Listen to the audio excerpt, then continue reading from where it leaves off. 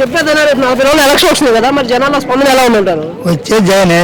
జగన్ ఎందుకన్నా జగన్?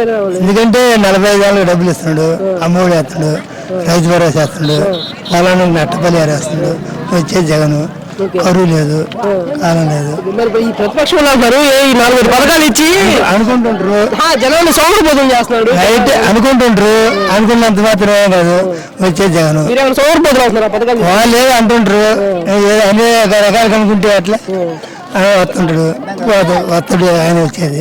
ఈ పవన్ కళ్యాణ్ జగన్ తొక్కేస్తాను అది మామూలుగా అనుకుంటుంటారు. ఆయన అంటారు, ఆయన ఏమంటాడు. వచ్చే జగన్ అది అయ్యే మామూలుగా అనుకుంటారు కదా, అది వచ్చేది అది. అది జనాలకి డబ్బులు చేస్తుంది, వచ్చేది అది. కాలం అవుతుంది అది. చంద్రబాబు ఏమంటే జగన్ ఇప్పుడు ఏది పథకాలు ఇస్తాడో అందుకని ఎక్కువ ఇస్తాను, నేను ఫ్రీ బస్ ఇస్తాను. 40 ఏళ్ళు లేనిండు, 14 ఏళ్ళు లేనిండు, 40 ఏళ్ళు పెత్తనం చేసిండు. ఏమొచ్చినాయి మరి? ఇప్పుడు వచ్చినాక వస్తుంది కదా. కడప ఢిల్లీకి పోయాడు, 5,40,000 గెలిచిండు. మరి ఆయన మగోడు కదా. మరి చూసి జగన్ ఇటు ఒకటే ఉన్నాడు కదా, అటు ఎన్డీఏ కూటమినా జనసేన, టీడీపీ, బీజేపీ అన్ని కలిసి నలుగురైనా ఎంత ఆడిద్ది సింహం అది. అది నలుగురైనా ఇది ఎంత సింహం అది.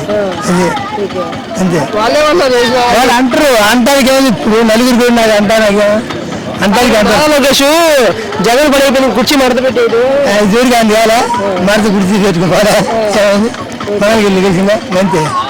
మరి అది ఈసారి మళ్ళీ గెలుస్తా, ఈసారి ఖచ్చితంగా గెలుస్తాడు.